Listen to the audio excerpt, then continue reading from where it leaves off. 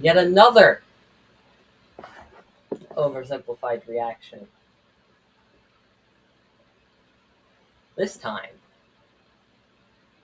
it's the Cold War.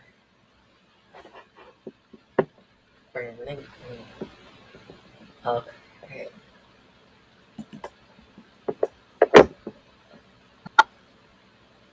I've decided that in order to sell more merch, I should do a face reveal wearing some of it. So are you ready? Here we go. Boo. New minimalist and Cold War merch available now. And get the new limited edition Churchill character pin before it sells out, with more characters coming in the future. Link in the description down below. The year is 1917. Fighting rages on the Eastern Front of the First World War. Both Germany and Russia are on the brink of collapse. Soldier, I need you to bring me this man.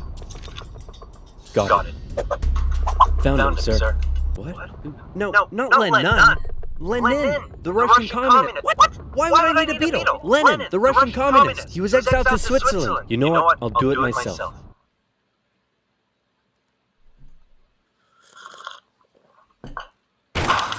Who wants to start a revolution?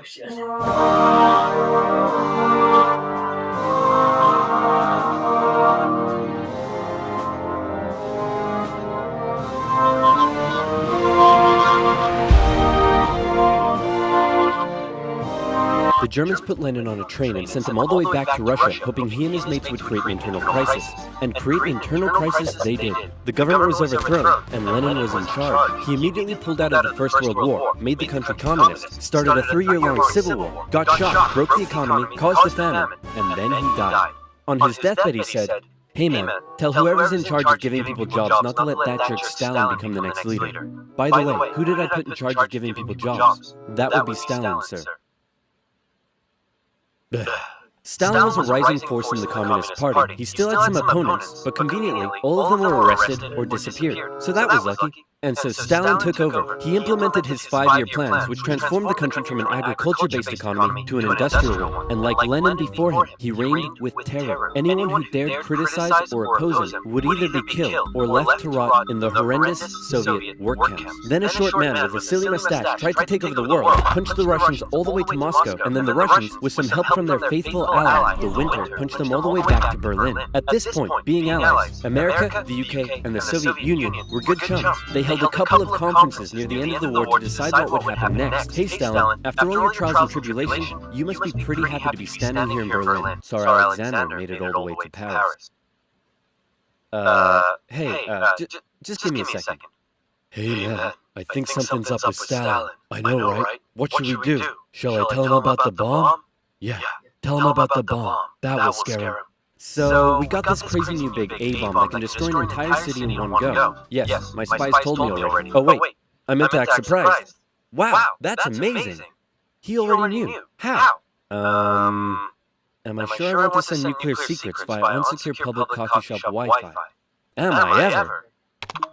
Dude, use a VPN. And speaking of VPNs, if, like me, you take internet safety seriously, then you need NordVPN. NordVPN hides your online activities from outside intruders, preventing anyone from stealing your personal data and stopping your in the description box down below. Now where were we? Oh yeah. Does the A stand for atomic or ass? Then America dropped their big A-bomb on Japan, and World War II officially came to an end. Hooray! We won! Okay, so now it's time to establish the New World Order. Stalin, you're in charge of Eastern Europe. Now, we want you to let them all hold elections. Oh yes, of course, elections. And these elections will be free and fair, right? Oh yes, certainly, free and fair. Definitely free and fair. Communist, communist, communist, communist, communist, communist. If that's not free and fair, I don't know what it is. Throughout Eastern Europe, Soviet puppet governments were established as a buffer zone between the USSR and the West, with Churchill proclaiming an Iron Curtain had descended across the continent. The relationship between the old allies was deteriorating fast. Over the next few years, the British intervened in the Greek Civil War to prevent a communist takeover. In Turkey, the Russians began demanding more control of Turkey's sea access routes, which prompted the US to send their largest battleship to Turkey for a friendly visit. After World War II, Iran was now occupied by both the Soviets and the British, with an agreement to both pull out once the war was over. The British pulled out. Stalin was like, you know what? I think I might stick around. All in favor of kicking Russia out of Iran? You want to know something? You guys suck. Pressure from the UN forced the Soviets to leave, and with the establishment of NATO, the Soviets had no doubt that the West was out to encircle and destroy them. And America announced the Truman Doctrine, in which they basically said, those guys are not cool, cannot be trusted, and we will do everything we can to prevent the spread of communism around the world. Many view this moment as the official declaration of the Cold War. Back in Europe, everyone was living in a post-apocalyptic void brought on by the Second World War. Cities reduced to rubble, not enough food. It was terrible. This is great. The more they suffered, the more likely it is they'll turn to communism. Dude, you're really messed up. What's wrong with you? My father used to punish me severely. America realized what was going on and quickly made a move. Under the Marshall Plan, they sent $12 billion to Western Europe for its economic recovery. The countries of Stalin's Eastern Bloc looked on with envy. Hey, Czechoslovakia, you want to come get some economic aid? Yeah, but I have to check with my mom first. Sorry, America. I can't come. This was a full-on economic battle raging between capitalism and communism in Europe. If the Western nations developed faster and better than the East, that would be a defeat for Stalin. So he set up his own rival economic recovery plan, which he called Comecon, and he also set up Common Forum, which gave him more political control over the Eastern Bloc. But nowhere did this economic battle rage harder than in the city of Berlin. Caught over 100 miles behind Soviet lines, the city had been divided up between the Allies, and the western segments were still under Western control. East Berliners could travel freely to West Berlin, see the economic prosperity, and think, maybe this communism thing ain't so great after all. I'm gonna have fun tonight. You're home late. Oh, Stalin. I was just out with my friends. Friends? You stink of capitalism! You're out engaging in imperialist debauchery again! I swear, Ivan, I can't keep doing this. Stalin wanted the West out, so he said, hey, guess what? I'm blockading all of your supply routes to West Berlin. What are you gonna do about it? I suppose we'll just fly the supplies in.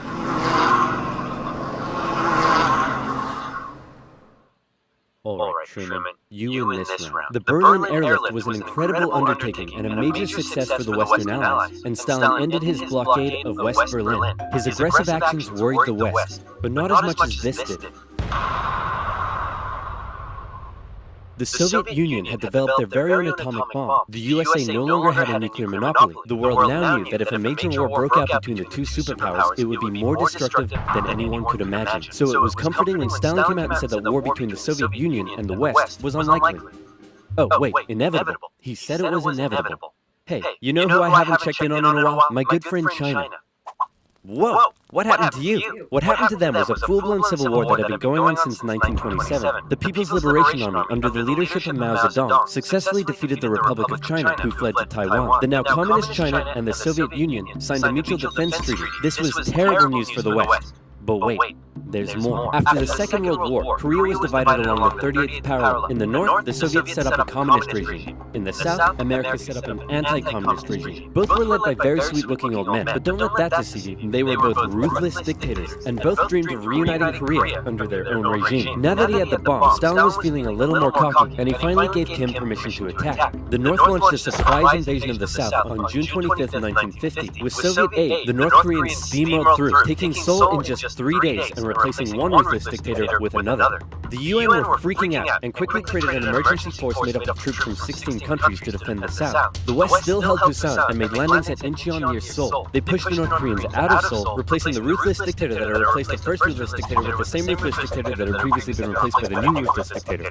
And the West then continued all the way up the Korean Peninsula. At this point, China was getting worried that the UN may just keep going. The US had sent this guy to lead the operation. After winning the Pacific Theater of World War II, General Douglas MacArthur's head was big, and his balls were bigger. He reassured President Truman that there was absolutely no way at all that the Chinese would ever get involved. Meanwhile, 500,000 Chinese troops were crossing into Korea. Nuke them. No. Nuke them. No. Oh, come on. You're fired. The US considered the nuclear option, but now that the Soviets also had the bomb, they didn't want to risk all-out global destruction. The communists pushed the West right back almost to the exact same spot they had all started from, and they ended up in a stalemate, where they remained until both sides finally agreed to work towards a peace settlement in 2018. Back in America, Americans decided they wanted a new president who would be tough on communism, so they elected famed World War II General Eisenhower, who was really hard to draw. It's 1953. Hey Stalin, how you doing? Oh, he's dead. He had a cerebral hemorrhage, and his reign of terror kinda came back to bite him in the ass, because he had imprisoned all of his best doctors, and those that were left were too terrified to treat him. The new leader, Nikita Khrushchev, called a meeting and said, "Hey guys, you know how Stalin was imprisoning and murdering us all for doing basically nothing? Yeah, he was kind of a jerk. I'm really not sure how this is news to you." Khrushchev went on a campaign of de-Stalinization. Statues of Stalin were taken down, Stalingrad was renamed, and Khrushchev announced that he wanted the Soviet people to be happy and would allow greater freedom in the Soviet Union. So how did that work out? Well, an uprising in East Germany was brutally suppressed, a revolution in Hungary was brutally suppressed, and demonstrations in Poland were brutally suppressed. Although he did finally allow some mild reforms. Back in the Soviet Union, he permitted more cultural expression, but then began banning stuff based on his own personal taste. Modern art looks like a child urinated on a canvas. Banned. Jazz music sounds like the feeling of needing to fart. Banned. Your poetry is really depressing. How could anyone in the Soviet Union be depressed? You're banned. Khrushchev wanted the Soviet people to be happy, but not like that, or that. Or that. Young people began enjoying abhorrent Western pop culture. Son, remove that disgusting imperialist apparel at once. Shut up, Dad! You can't tell me what to do! Well, would you look at that? Turns out he can tell me what to do. The West had initially liked the cut of Khrushchev's jib, but world events soon soured relations even more. The two sides were spying on each other a whole lot throughout the Cold War. The KGB had spies and informants in nearly every aspect of Western life and government, so much so that whenever the US tried to send spies into the Soviet Union, the KGB were usually ready to arrest them on the spot. Members of the Manhattan Project aided the Soviet Union in acquiring the bomb. Some American officials believed they were on the wrong side. I'll sell you 3 secrets for $5 million. Okay, go ahead. The Allies are digging a tunnel under East Berlin to tap your communications. There's an American agent living at this address in Moscow, and sometimes, when I'm home alone, I like to put on my wife's dresses, sit in the corner, and cry for hours. Very interesting. In America, fear took hold during the Red Scare and the McCarthy trials. American values imploded as fear of communism collided with freedom of thought and expression, and communist kind of became a buzzword thrown around to describe anything people didn't like. Hollywood? Communist. Your next door neighbor's dog? Communist. When the grocery store cashier asks if you need a bag when you clearly can't carry 10 tubs of baconaise in your hands, communist. But one area in particular where the US had an edge over the Soviet Union was in its espionage technology. In particular, U-2 spy planes flew across Russia carrying out surveillance from the skies. There was a nasty incident in 1960 though, when one was shot down and Khrushchev was furious. Who the hell is this? He's a high-altitude weather enthusiast who flew off course. Okay, that sounds plausible. Wait a minute! Why does he have a gun and a poison needle? Because he's a very naughty high-altitude weather enthusiast. But much to America's concern, the Soviet Union appeared to be ahead in the space race. Everyone freaked out when Russia launched the world's first satellite, and then they actually sent a man into space. Even worse, there also appeared to be a missile gap in the Soviets' favor, and Khrushchev was so confident that he even allowed the US to set up a technology exhibit in Moscow, attended by a certain Vice President Richard Nixon. Check this out, we have color TV. Yes, but we've been to space and can obliterate you with a massive nuclear arsenal. Check out this vegetable peeler. Tensions increased further when both sides upgraded their atomic bombs to hydrogen bombs, and after West Germany was allowed to join NATO in 1955, Khrushchev set up the Defensive Warsaw Pact, strengthening the military ties between the Soviet Union and its satellite states. In 1960, Americans decided they wanted a new president who would be tough on communism, so they elected John F. Kennedy. The Soviet Union was advancing its technology, but it was also bleeding its coffers dry, and all of the money was going towards the military, not the people. Life under communism was still as hard as ever, and Berlin remained a thorn in the Soviet side. The contrast between the economically prosperous West and the struggling East was clearer day by day, and East Berliners were still able to freely travel to the West. Now, many of them were deciding to stay there. Millions defected to West Germany via West Berlin, causing Eastern factories to lose workers and taking a heavy toll on the economy. Soviet leaders decided this couldn't continue any longer. First, Khrushchev tried this: leave West Berlin, or else. Or else what? Or else I'll be really mad at you. Yeah, no, we're gonna stay. Listen, man, West Berlin is ours, East Berlin is yours. That's just how it is. Kennedy felt pretty good about his show of American resolve. But wait a second, did you catch that? Let's replay it.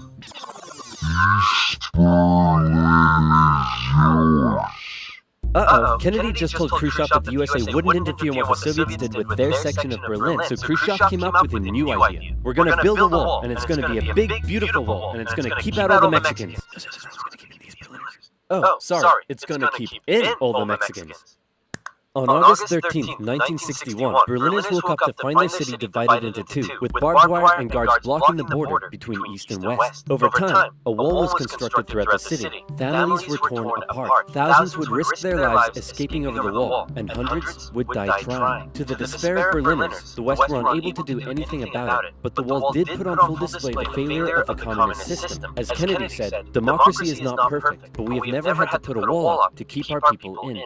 As part of the agreement between the two sides, U.S. diplomats were still allowed to travel to East Berlin, but suddenly, East Berlin crossing guards started giving them the business, and Kennedy was like, nah. In October, the U.S. rolled tanks up to the crossing point at Checkpoint Charlie as a show of strength. The Soviets did the same, and the two were in a standoff. They stayed like that for 16 hours, and the world braced for nuclear Armageddon. Thankfully, though, Kennedy called Khrushchev directly and was like, hey man, this is getting way too hot. How about you back your tanks up by an inch and we'll do the same? Sounds good. Okay, how about you back your tanks up by another inch and we'll follow suit? Alright, hey, you want to do another inch? And they both very slowly inched away from the apocalypse. Phew, let's hope that's the biggest crisis of my presidency.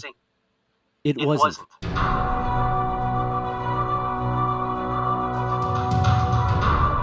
was part one.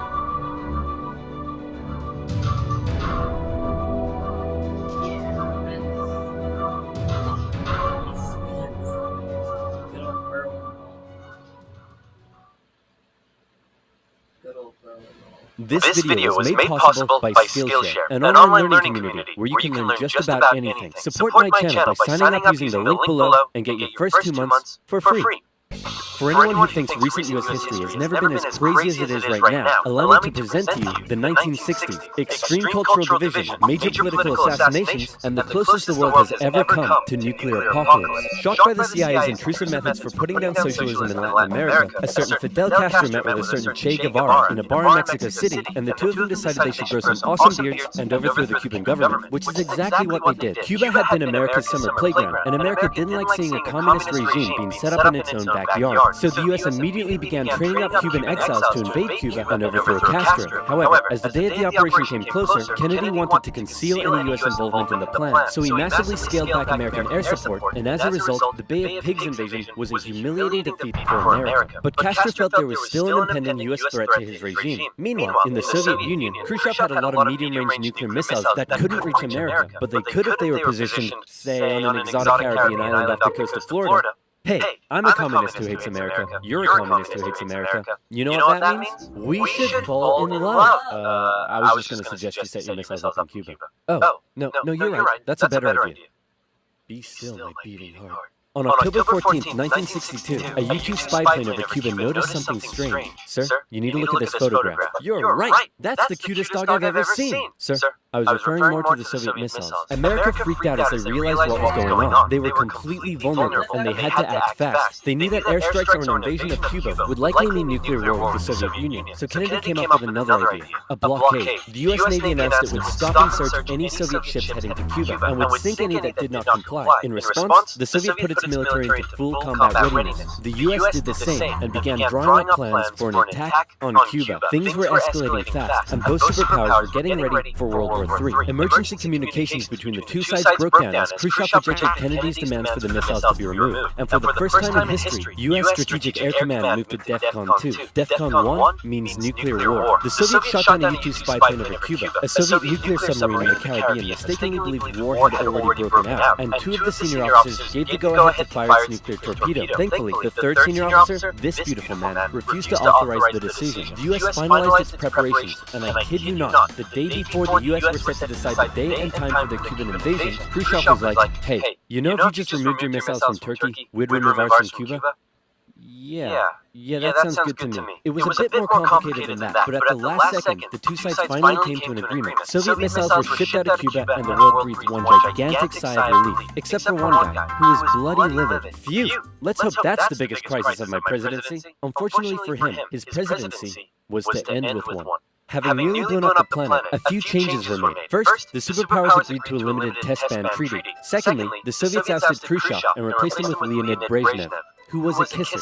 He liked to kiss. Both sides were deeply concerned at the prospect of nuclear war, but still, the arms race raged on throughout the 60s and 70s. US intelligence worked out that the Soviets' nuclear arsenal was not as powerful as they previously thought, but in fact, it was America that held the advantage. ABMs and MIRVs were developed, and the doctrine of MAD. If both sides knew they would be completely destroyed by a nuclear war, neither would risk starting one. But even without war, the world was already feeling the effects of nuclear weapons. In 1966, above the pleasant town of Palomares in Spain, a US bomber collided with a tank in mid-air, and 4 hydrogen bombs fell and landed near the town below. It hasn't exploded, so I'm sure everything's fine.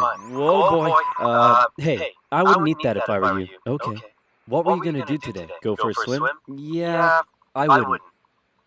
Are you breathing right now? Yeah? Yeah. I wouldn't. It took the Americans 2.5 months to find one of the bombs, which had gone missing in the ocean. This was the 14th time America had lost a nuclear bomb since 1950. Nobody knows how many bombs the Soviet Union lost. So sleep well tonight. After Kennedy's assassination, Vice President Lyndon B. Johnson took over, and he inherited a developing crisis in the East, Vietnam. Back in the 50s, the Vietnamese had kicked their French colonizers out once and for all, and the country was divided into two. In the north, a communist regime, and in the south, an anti-communist regime. Both were led by very sweet-looking old men, but don't let that deceive you. They were both ruthless dictators, and both dreamed of reuniting Vietnam under their own regime. So the north established the National Liberation Front, also known as the Viet Cong, to carry out a campaign of guerrilla warfare in the south with Soviet support. The US sent advisors to help train the South Vietnamese to deal with the threat, but President Diem's brutal policies pushed more and more South Vietnamese to support the Viet Cong, and over the next decade, the situation escalated to a breaking point. America feared the domino effect. That is, if South Vietnam fell to communism, would Cambodia be next? Then Laos? Thailand? Burma? India? LBJ had to make a choice between losing South Vietnam or sending in the troops, and so in they went. From 1965, America found itself in a war unlike anything it had ever fought before. Let's play Spot the Viet Cong Soldier. Did you see him? Of course not. That's because millions of young American men were drafted and sent to fight a ruthless enemy who used the thick jungle as its shield. It was nearly impossible to tell where the enemy was, or worse, who it was. And as a result, the civilian population got caught up in the brutal crossfire. The city of Saigon found itself under regular attack, and America launched a bombing campaign in the north during Operation Rolling Thunder. The Viet Cong used the Ho Chi Minh Trail running through Laos and Cambodia to supply the campaign. It was a long and brutal war, and I could never do it justice in this video. But in terms of the Cold War, Vietnam was probably the biggest of many, many global conflicts that signaled a turning point. Under the threat of nuclear war, the two superpowers began working to make their relationship more constructive, and as a result, their ideological battle shifted away from the potential of direct conflict and more towards attempting to influence smaller proxy wars around the world. In the Middle East, the Soviet Union provided aid against Israel during the Six-Day War, and then again when the US backed Israel during the Yom Kippur War. In Africa, the Angolan Civil War saw US-supported South Africans fighting Soviet-supported Cubans. In the conflict between Somalia and Ethiopia, the superpowers interestingly switched sides as regimes changed, and the US continued fighting the spread of communism in its own backyard, funding the famous Contra groups to fight the socialist junta in Nicaragua. These proxy wars were fierce enough to begin with, but superpower intervention amplified the destruction and created alarming levels of human suffering throughout the Third World. And in Vietnam, that human suffering was all being broadcast back home via good old television. Going into the late 60s, America was a changing nation. This became this, this became this, and this became this. The new slogan that was taking root, make love, not war. The majority of Americans did not approve of Johnson's handling of the Vietnam War, and in 1968, a silent majority elected law and order candidate Richard Nixon. As the Vietnam War appeared to be increasingly unwinnable, and public opinion turning increasingly sour, Nixon made the decision to begin bringing the troops home, and ended U.S. involvement in Vietnam by 1973. 2 years later, the South fell. The Cold War was now taking its toll on both superpowers. In Russia, a huge percentage of the budget was still going to the military. People were still hungry, and they just didn't have access to the same lifestyle and goods as the West. And what did they have to show for it? They weren't even winning the space race anymore. Both sides needed to reduce spending in order to rescue their economies, and so both welcomed with open arms an easing of hostilities, otherwise known as détente. To improve relations, Nixon became the first U.S. president to visit Moscow in 1972, and Brezhnev returned the gesture a year year later, a number of treaties were signed, including the 1972 SALT Agreement that limited nuclear weapons. Relations with China were even improving via ping-pong diplomacy when the U.S. table tennis team went on a tour of the People's Republic. However, internally, China was still pushing anti-capitalist propaganda, which led to some mixed messages. Nixon even visited China in 1972, and it was a barrel of laughs. Today, the president walks among priceless treasures from China's golden age. Among them, a pair of ear stoppers used by the emperor to keep from hearing criticism.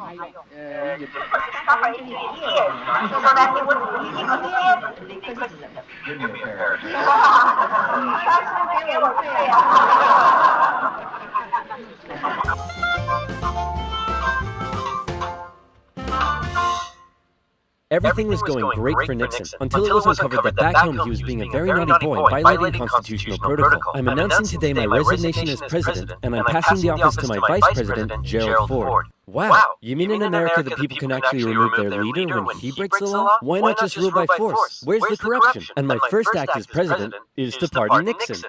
There it is. After the whole fiasco, Americans decided what they really wanted was just a nice, safe guy who wouldn't cheat on them. So they elected Jimmy Carter, and the two sides met in Vienna, where they signed yet another strategic arms limitation treaty. It's an honor, Premier Brezhnev. Likewise, President Carter.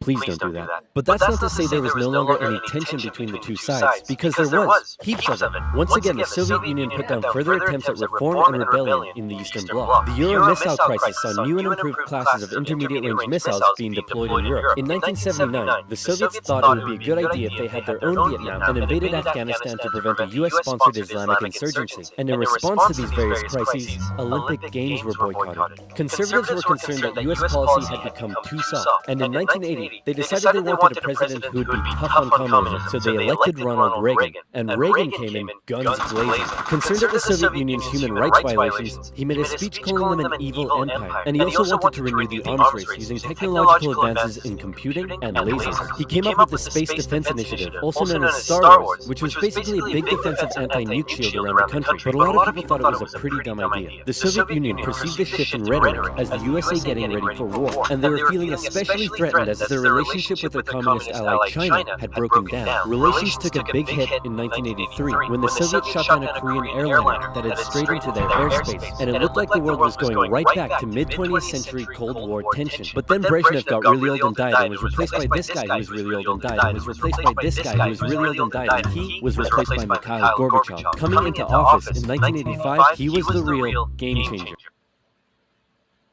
His philosophy differed a lot from previous Soviet leaders. He felt that the reason the Soviet system and economy was struggling was that it didn't allow the Soviet people to find satisfaction in their work, because they weren't allowed to speak freely and lived in fear. Gorbachev wanted the Soviet people to be happy, but unlike previous Soviet leaders, he actually made the change happen. Within the first couple of years, he began the political movement for more openness and transparency, and the restructuring of the Soviet political and economic systems. And change very quickly took effect. People could criticize the government, they could enjoy Western pop culture, the media interviewed Margaret Thatcher, but most importantly, the Soviet people could now enjoy Pizza Hut. All hail to Gorbachev. He also knew that the arms race needed to end in order to rescue the Soviet economy, and a positive relationship with the West must be established. Constructive dialogue reopened and resulted in the INF Treaty, which saw all intermediate-range missiles eliminated, which was huge. Reagan's tone towards the Soviet Union began to soften, and things were looking up. But what would these reforms mean for the Eastern Bloc? For decades, the Soviets had been brutally suppressing any attempt at change. Now, would they be allowed? And that was the exact question on Hungary's lips when the Prime Minister visited Moscow. Gorbachev's response, he didn't necessarily agree with the reforms, but he wouldn't stop them either. He was prepared to let the Eastern Bloc choose its own future. This was massive, and the Hungarian leaders began planning free,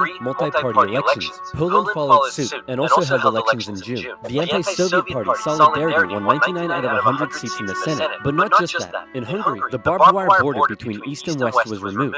The Iron Curtain was unraveling. But not all Eastern Bloc leaders were happy. Notably, East Germany was still ruled by a hardline Stalinist, Erich Honecker, and many East Germans were still eager to get out. They had been trapped by the Berlin Wall, but now they were doing the math. If they could travel to Hungary, and Hungary's border with the West was loosening, could they now make it to the West? That summer, East Germans decided Hungary was the latest top holiday destination. They traveled there in droves, and using various methods, tens of thousands crossed the border into Austria and the West. Honecker was furious and blocked travel to Hungary, but that civil liberties train had started rolling and it wasn't stopping. Thousands more flocked to the West German embassy in Prague, where they stormed the fence around the embassy gardens and a temporary refugee camp was set up. In September, deals were struck to allow the refugees to travel west by train. Back in East Germany, the people were running on a civil liberties high, and they wanted their next hit. Dissent was growing. Over time, demonstrations turned to mass protests, with plainclothes secret police officers doing their best to put down the dissent, but it had grown well out of their control. And worse, the biggest demonstration was yet to come. We're gonna put all of this down by force. Right, guys?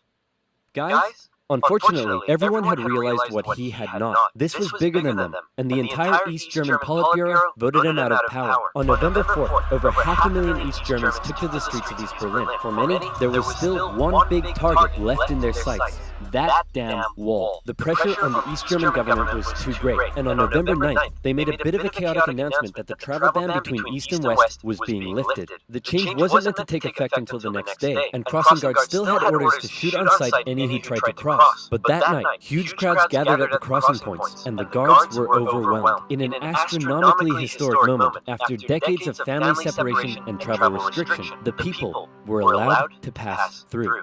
East and West Berliners couldn't believe it and celebrated together throughout the night. Some even climbed the wall and began to topple it. The Iron Curtain had fallen, and a year later, Germany would be reunited. Elections in Bulgaria, a peaceful revolution in Czechoslovakia, and a violent one in Romania brought to an end communist authority in the Eastern Bloc. America decided it would be best if it just stayed away and let the change happen, as the anti-communist movement continued all the way back to Moscow. Gorbachev had given the people the freedom to demonstrate. Now, they demonstrated for an end to the communist single-party rule, and Gorbachev had to give in. For the first time in history, elections were held in which candidates not officially endorsed by the party were allowed to run. Ambitious rival of Gorbachev, Boris Yeltsin, led a growing democratic movement. Now things here get quite confusing, and the dissolution of the Soviet Union is a complicated topic, so believe me, this is oversimplified, but it went a little bit like this. The Soviet Union was made up of a number of smaller Soviet republics, the largest of which was Russia. Yeltsin got himself elected the president of Russia, and began a struggle for sovereignty against Gorbachev and the greater Soviet Union. Communist hardliners were horrified at what Gorbachev was allowing, so they briefly kidnapped him and tried to set up their own emergency government. But Yeltsin and his supporters all gathered around the White House in Moscow and were like, no, we have a tank. So the hardliners had to concede and released Gorbachev. Wow, thanks Boris. That was a close one. No problem. And thanks to you for all the great freedom you've given us. Anytime, pal. And just to inform you, I've used that freedom you've given us to go behind your back and make a deal with Ukraine and Belarus to dissolve the Soviet Union and set up the Russian Federation. In other words, you're no longer in charge. I am. Dude. So uncool. And so decades of tension and the everlasting threat of nuclear war finally came to an end as democratic governments were established in many of the old Soviet republics, and the world got along together forever after. Right, guys? Hey, this modern art thing is growing on me. Where can I learn to do that? Skillshare. Skillshare is an online learning community with classes in design, technology, business, and more. Learn how to code your own games and apps. Learn a musical instrument. Learn how to animate videos. Be supporting my channel and keeping these videos coming. So be sure to use the link in the description box below and learn something new today.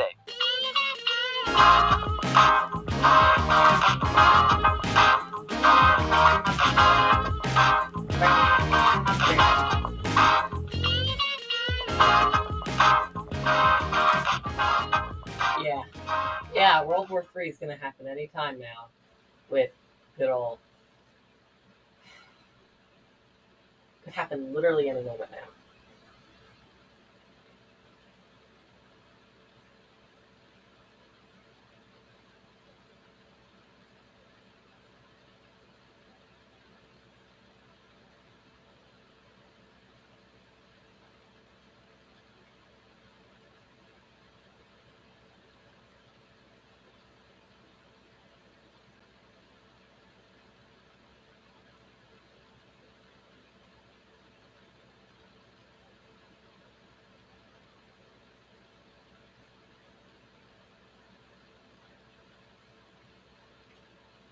And so we have good old Ukraine, Belarus, the fact of Russia invading Ukraine. What I personally think this is Russia's attempt to take back the Soviet Union, because Ukraine was a former Soviet country. So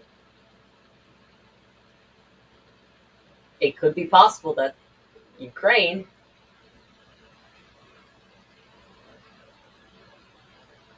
being invaded by Russia could just be Russia forcefully trying to take back the Soviet Union.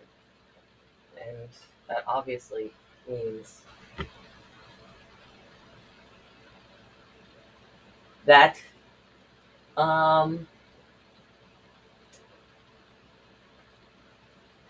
invasion, and possibly could lead into World War III.